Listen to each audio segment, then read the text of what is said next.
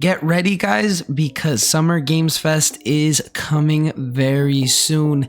And the 2025 partners for round one of this are some of the biggest in the industry. And some of the biggest ones that I noticed were Capcom, PlayStation, Xbox, Sega, Square Enix, CD Projekt Red, Bandai Namco, Supermassive Games, Pearl Abyss, Amazon Games, and among many others. And there's a lot of them in here. And I'm really excited for what Capcom has to show. Now, it's no secret that I think it is overdue for Capcom to finally announce Resident Evil 9. Now, I know Capcom has a bunch of other games in the works, and I am not oblivious to that. But what I really just want is an announcement at this point, not a teaser, because I think it's long overdue for that. And well, Summer Games Fest 2025 is set to feature a record of 60 partners this year, and one of those partners is Capcom. Unless they want to show off their new Omnimusha, or what is it, that samurai game. If I did pronounce it wrong, I'll have it on screen. The other game that they could probably announce is what fans have been wanting for such a long time, is a new Dino Crisis. I never really grew up on Dino Crisis. I know it's a really popular franchise. I think it was back on the PS1, or even a brand new Resident Evil remake. I think those are like the big three. That, or even Monster Hunter Wilds or Worlds. I don't play those franchises or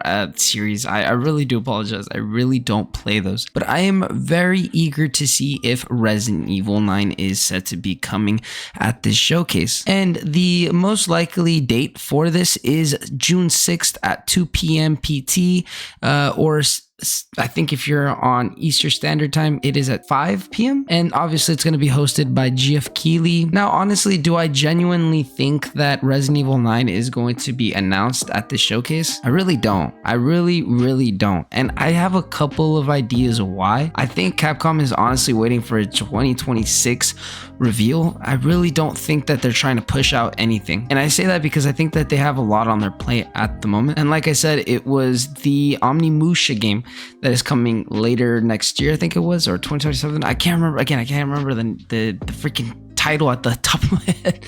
But at the same time, I obviously could be wrong, and I really do hope I'm wrong, man. I really do hope I'm wrong, because I really do want this game to come out next year or even later this year. An early next year release date would be ideal, but I think it could also have the potential of releasing later this year. Like I said, there are a bunch of other games mentioned here, and currently Cyberpunk 2 is in pre-production, and there is a picture that the developers CD Projekt Red unveiled, and it was the Witcher 4 development, the Cyberpunk 2 development, Sirius, Hadar, and I think those are actually like code names for other projects that they're working on.